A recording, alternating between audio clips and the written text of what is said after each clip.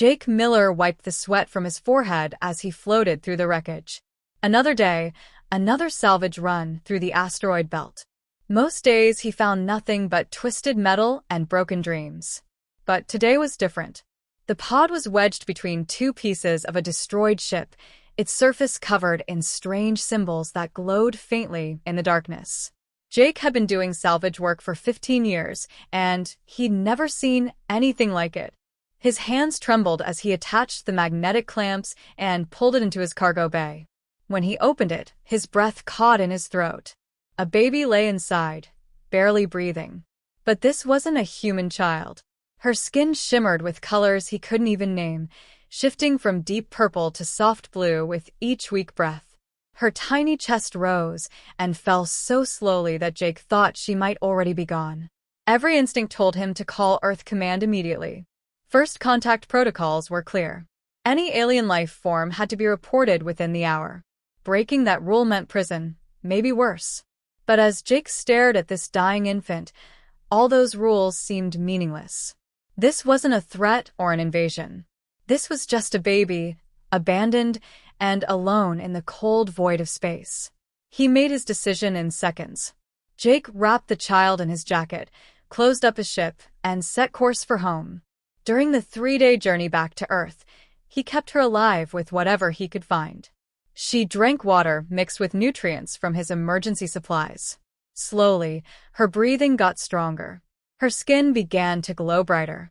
Jake lived on a cattle ranch in West Texas, miles from the nearest town. His closest neighbor was 10 miles away. If there was any place on Earth where he could hide an alien child, this was it. He told people in town that his niece was coming to live with him after her parents died. Nobody asked too many questions. People minded their own business out here. He named her Lily. It seemed like a normal name, the kind that wouldn't draw attention. For the first few months, Jake barely slept.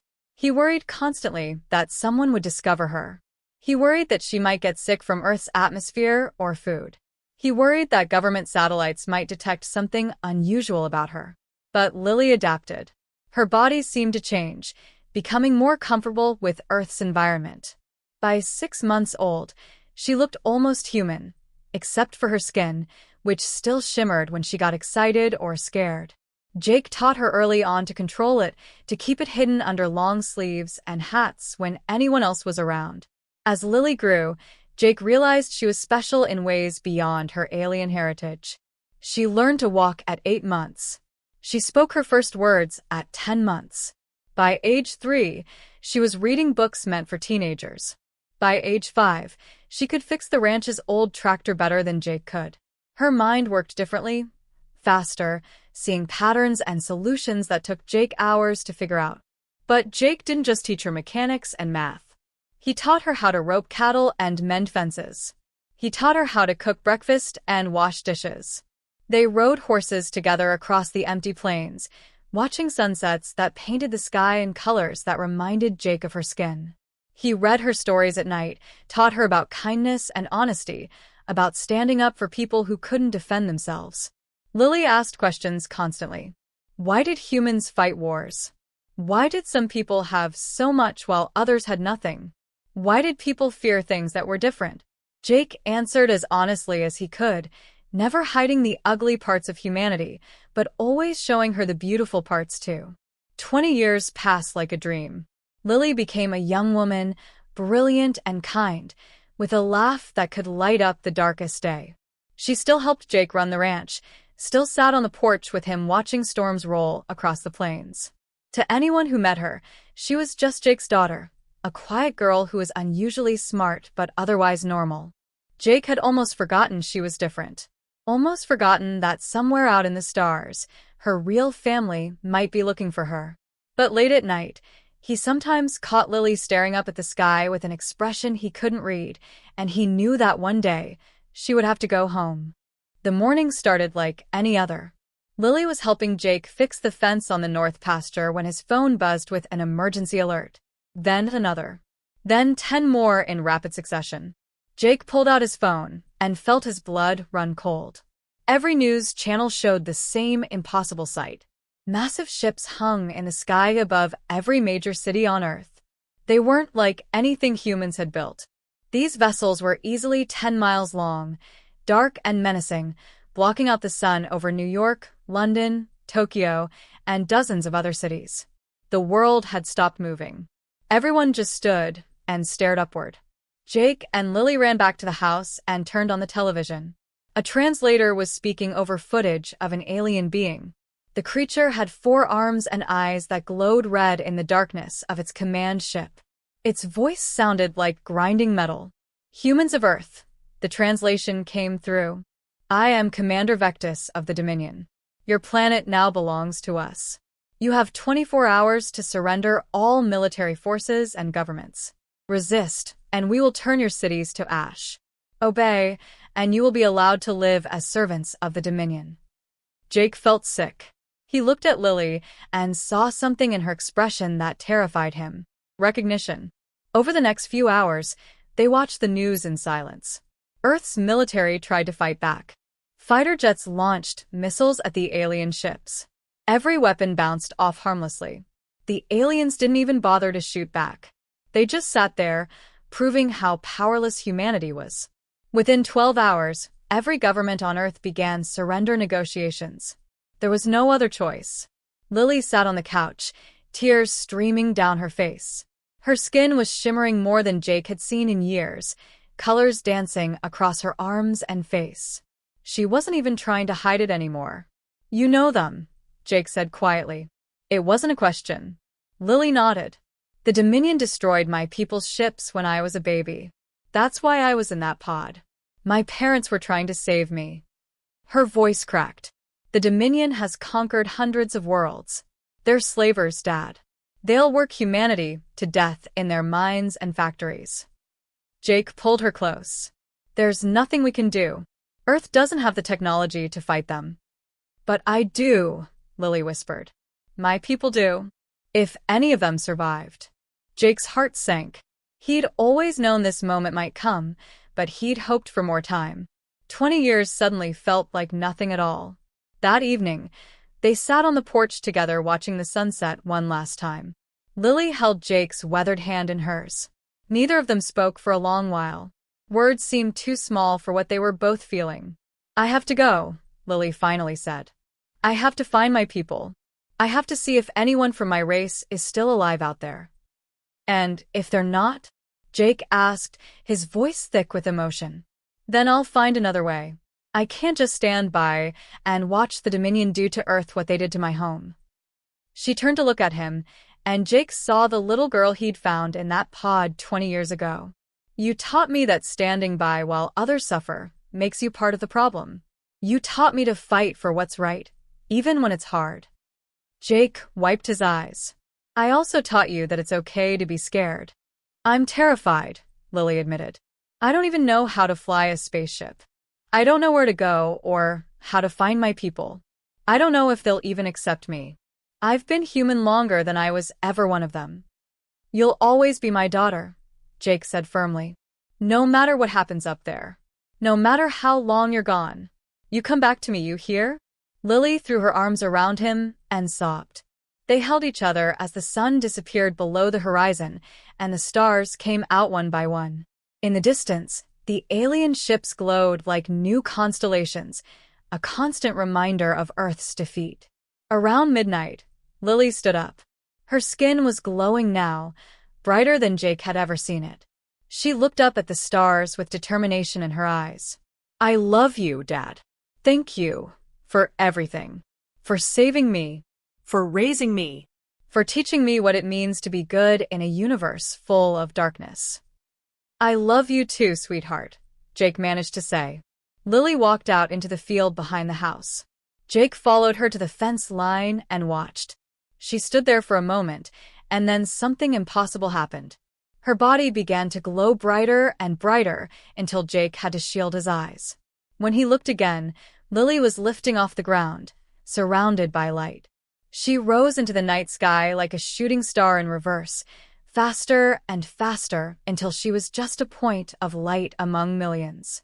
Then she was gone. Jake stood in that field until dawn, staring at the empty sky. His daughter was gone. Earth was conquered. and all he could do was pray that somehow she would find a way to save them all. 20 years crawled by like a slow death. Jake watched his world crumble piece by piece, day by day. The Dominion didn't destroy Earth with weapons. They destroyed it with work, with hopelessness, with the grinding weight of occupation. The aliens took everything. They stripped the mines of rare metals. They forced humans to build their factories and work 16-hour shifts for barely enough food to survive. Children grew up never knowing freedom, only knowing the inside of work camps and assembly lines. The sky was always gray now from the smoke of Dominion facilities. The oceans turned black with pollution they didn't bother to control. Jake's ranch was seized in the 3rd year. The Dominion didn't care about one old man and his cattle. They turned his land into a processing plant. Jake was allowed to live in a small shack at the edge of what used to be his property, working maintenance on the machines that had replaced his home. His hands, once strong from honest ranch work, became scarred from industrial accidents the Dominion never bothered to prevent. Every night, Jake looked up at the stars and wondered if Lily was still alive. He'd heard nothing. No sign, no message, no hope.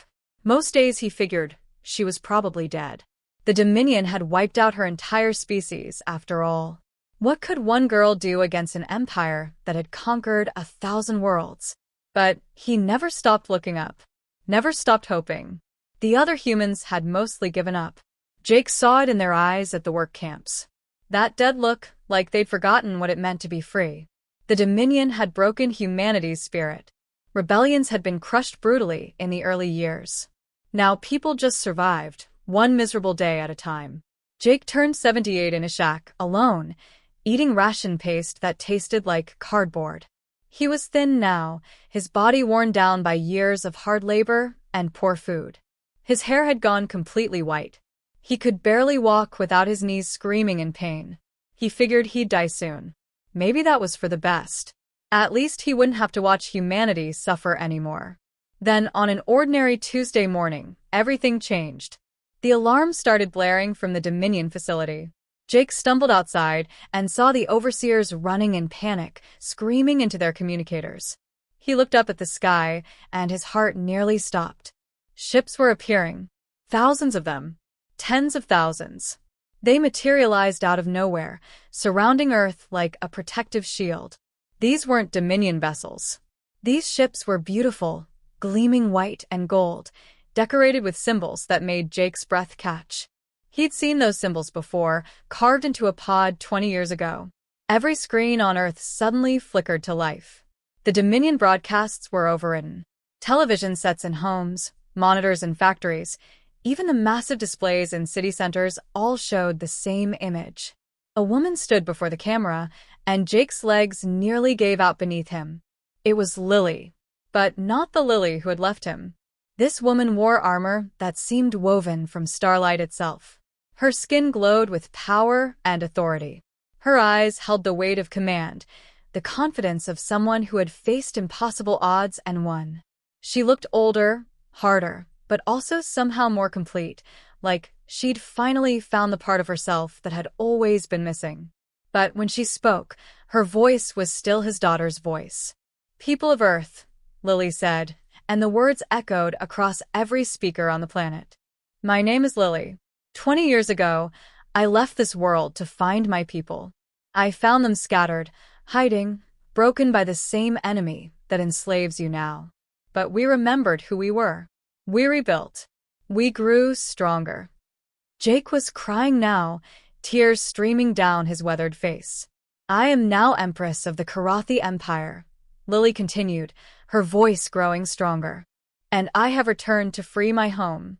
The Dominion's rule over Earth ends today."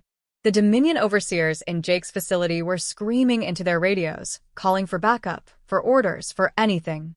But their communications were dead. The massive fleet above Earth had cut them off completely. Lily's face filled every screen, and Jake saw something in her expression that made his heart soar. She was looking directly into the camera, and he knew somehow, impossibly, that she was looking for him. "To the people of Earth, I say this. You are not slaves. You are not conquered. You are not forgotten. I learned what it means to be human from a man who found a dying alien child and chose kindness over fear. He taught me that the measure of a civilization isn't its weapons or its power. It's how it treats the helpless, how it shows mercy, how it fights for those who cannot fight for themselves. Other humans were emerging from buildings now, staring up at the sky in disbelief. Some were crying, others were laughing. Many just stood in shock, unable to process what they were seeing.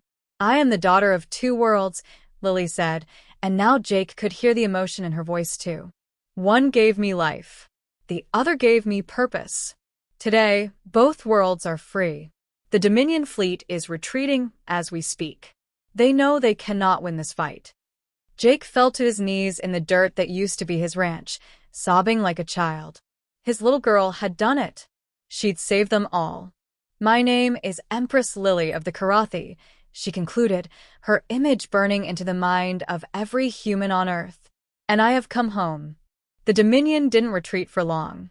Their pride wouldn't allow it. Within hours, reinforcements arrived. Jake watched from the ground as hundreds of massive warships dropped out of hyperspace, the same vessels that had terrorized Earth for 20 years.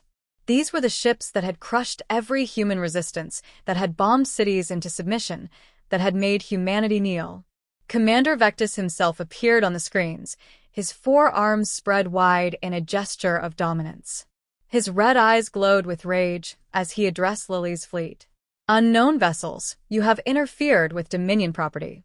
Withdraw immediately or be destroyed. This is your only warning. Jake held his breath. Lily's fleet was massive, but the Dominion had conquered hundreds of worlds. They had technology that had made Earth's military look like children with toys. Could Lily really stand against them? The response came not in words but in action. Lily's ships began to move, repositioning themselves in formation. They didn't retreat. They didn't hesitate. They advanced. The Dominion opened fire first. Massive energy beams that could slice through mountains lanced across space toward Lily's fleet. Jake had seen those weapons vaporize entire city blocks during the early resistance. They were unstoppable. Except they stopped. The beams hit Lily's ships and simply disappeared, absorbed by shields that flickered with rainbow colors. Not a single ship took damage. Then Lily's fleet returned fire. What happened next lasted only 6 minutes, but Jake would remember every second for the rest of his life. The weapons Lily's people used were nothing like the crude energy beams of the Dominion. These were precise, elegant, devastating. Beams of pure white light touched Dominion ships, and they simply came apart, their hulls disintegrating into particles. The Dominion tried to fight back. They launched fighters, deployed missiles, activated weapons they'd been saving for emergencies. Nothing worked. Lily's ships moved through space like dancers, avoiding every attack with impossible grace. Their targeting was perfect. Every shot found its mark. Commander Vectis screamed orders on every frequency, but his fleet was dying around him. In 3 minutes, half his ships were destroyed. In 5 minutes, only a handful remained. The mighty Dominion fleet that had held Earth captive for 2 decades was being torn apart like paper. Jake wasn't the only one watching. Every human on Earth stood transfixed, staring at screens or looking up at the sky, where flashes of light marked the death of their oppressors. People who hadn't smiled in years were crying with joy. Others stood in stunned silence, unable to believe what they were seeing. The battle ended when Commander Vectis's flagship exploded in a ball of fire. The remaining Dominion ships broke formation and ran, jumping to hyperspace in a desperate retreat. They left behind their ground forces, their equipment, everything. They just fled. For a moment, the whole planet was silent. Then the cheering started. It began in the cities and spread like wildfire. People poured into the streets, hugging strangers, crying, laughing, screaming with relief.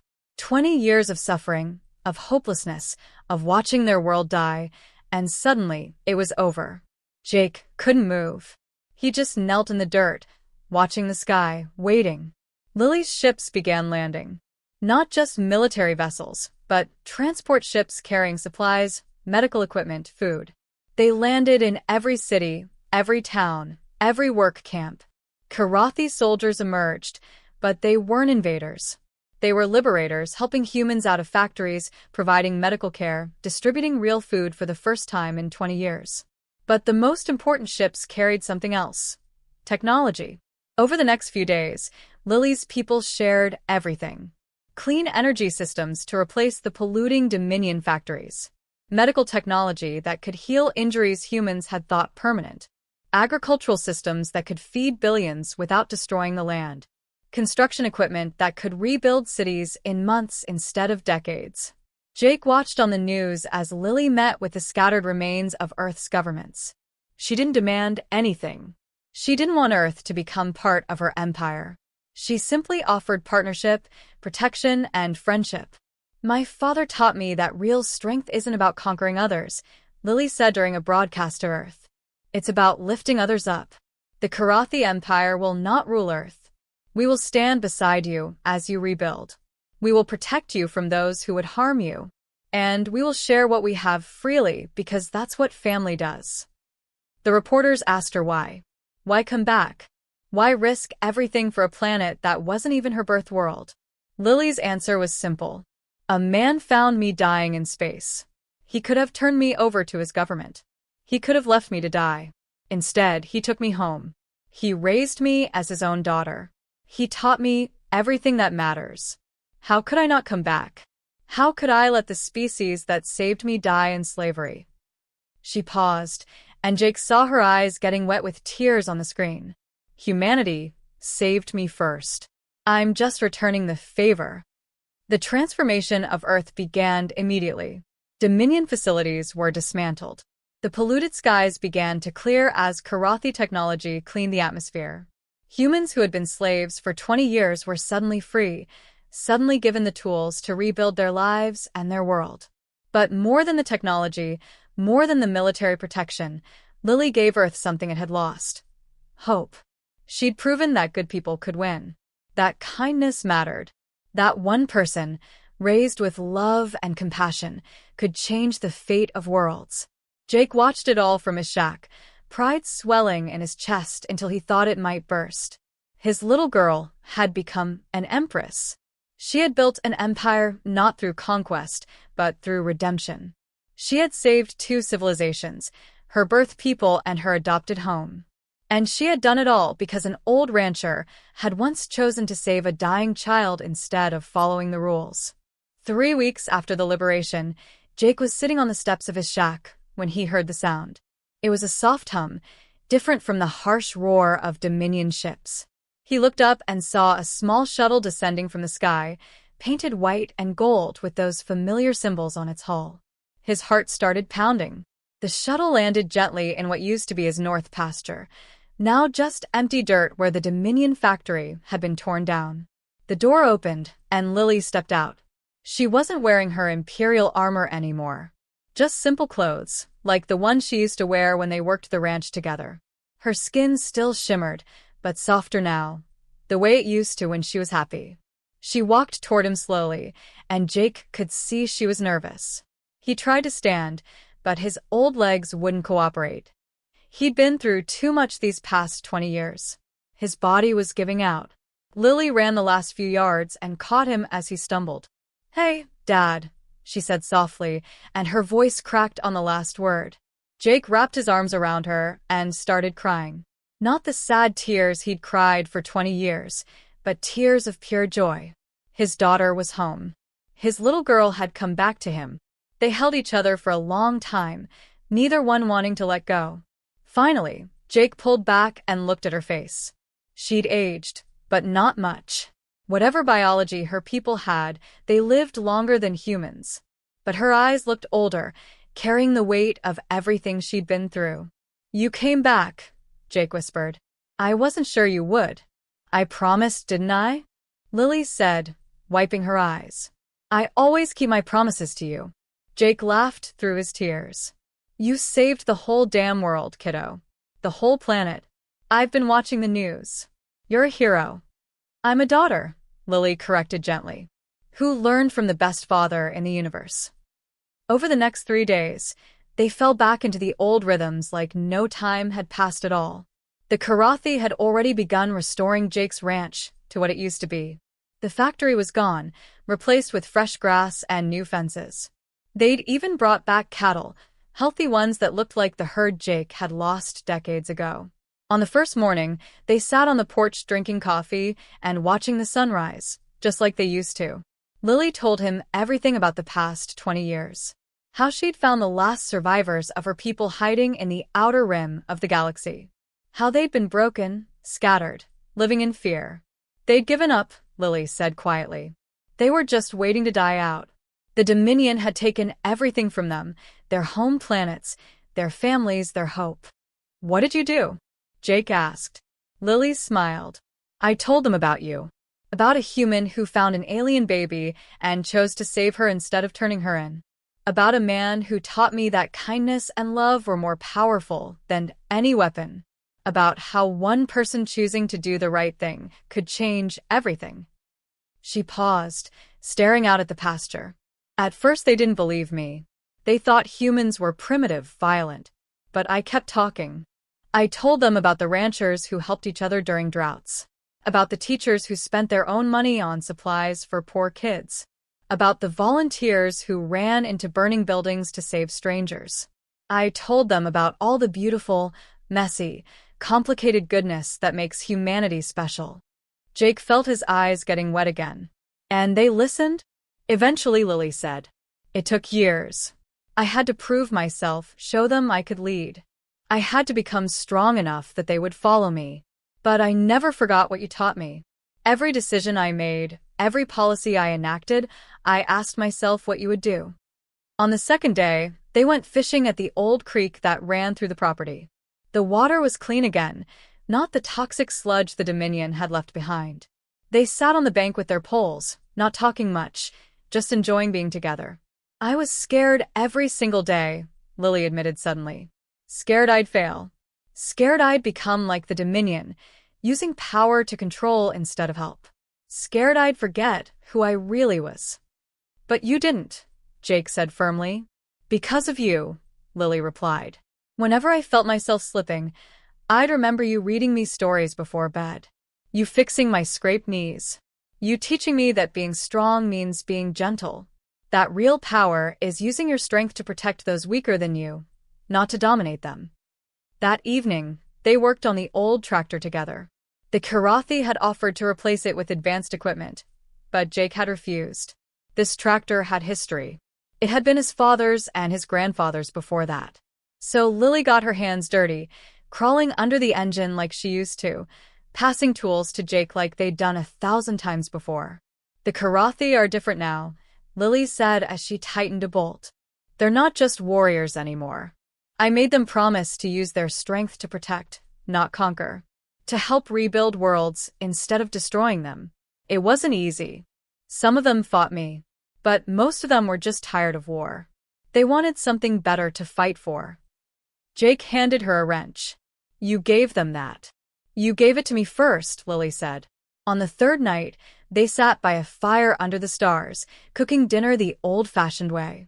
Lily seemed more relaxed than she had since arriving, laughing at Jake's terrible jokes, telling stories about diplomatic meetings gone hilariously wrong. But as the fire burned low, she got serious again. Dad, I need to ask you something. Did I do the right thing? Taking you away from here 20 years ago? Making you worry? Jake was quiet for a moment. You broke my heart when you left, he admitted. Every single day, I wondered if you were alive. If you were safe. If you'd ever come back. Lily's face fell. But Jake continued, reaching over to take her hand. You did exactly what I raised you to do. You saw people suffering, and you did something about it. You became strong enough to make a difference. Could I have wished you'd stayed here, safe with me? Sure. But that would have been selfish. The universe needed you more than I did. I needed you too, Lily whispered. And I'm still here, Jake said, squeezing her hand. I'm old and beat up, but I'm here. And I'm so proud of you, I could burst.